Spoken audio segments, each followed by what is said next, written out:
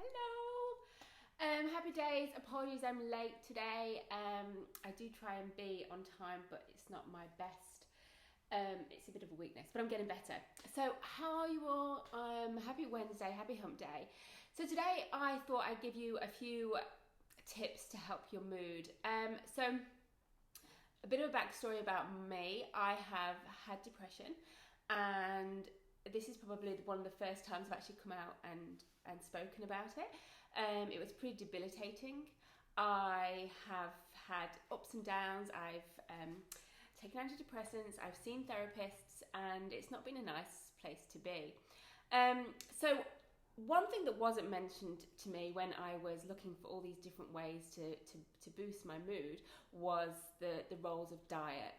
Exercise was mentioned, but also just like lifestyle changes that you can do. So I thought I'd inspire you, hopefully empower you with some tips that I use with my clients, but I've also used with myself. And thankfully now I don't have those mood swings anymore because I've been able to I can manage my mood through lifestyle choices.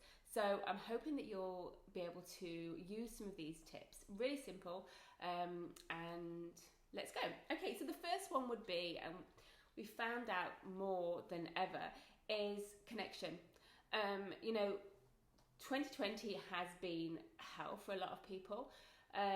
1 in 5 Australians actually suffer from depression and anxiety, and few of them actually seek help. So 2020 has been, massive on so many levels. But one thing it's made us realize is that we actually all need connection. We're humans. We are wired for connection. We are meant to be with each other and to share our journey with each other. So connect and be with people. Share energy, help people. That's a really good way to boost your mood. But actually sharing and connecting with people is massive. So that would be my tip number one, is just to connect. And I know from someone who's been there that when you're depressed, the last thing or just anxious, the last thing in the world you want to do is actually be with people. You can't stand it. You just want to sort of sometimes just sit in your own. But that's the worst thing you can do. And maybe yes, we'll take a day to yourself, but don't let it self perpetuate, because the more more time you spend on your own, you'll spend more and more time, and then it becomes even bigger. The second thing I'd like to say is find yourself a purpose.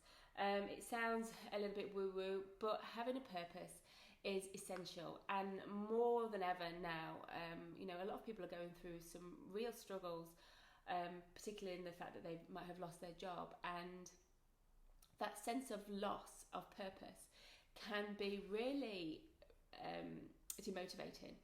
So have a purpose. Get up in the morning and use a journal. I use a journal every day, and I write down my daily goals and also my 6 monthly goals, and that just gives you a way, gives you a direction. I would suggest doing it in the first 30 minutes of the day so that you're dead set and you know where you're going. But having that purpose and revisiting it every single day so you're completely clear, especially if you've had a bit of upheaval, can really push you. So I know a lot of people are trying to be healthy or lose weight or just find something in their day to make them, to push them forward and motivate them. So do that. Write your goals out every day, and that'll really help you. And the third tip I suggest about boosting your mood is to use food.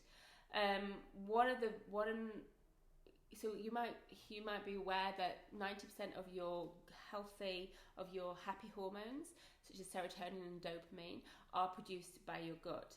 So when your gut is out of whack, then it's your brain that suffers. And there's so much science behind this. And you can Google it all if you don't believe me.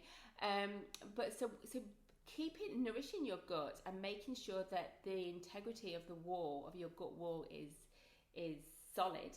That will help you big time in boosting your mood.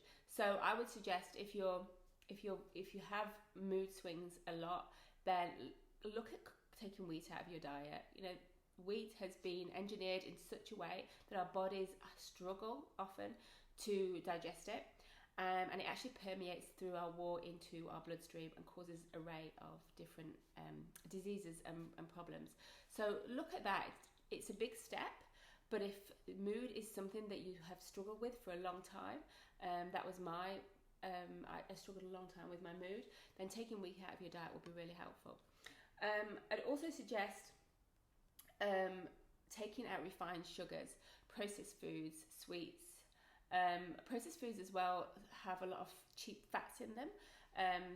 High sugar, high fructose corn syrup is soybean oil. All these oils are stuffed into processed food to make them taste nice, but mainly because they're cheap.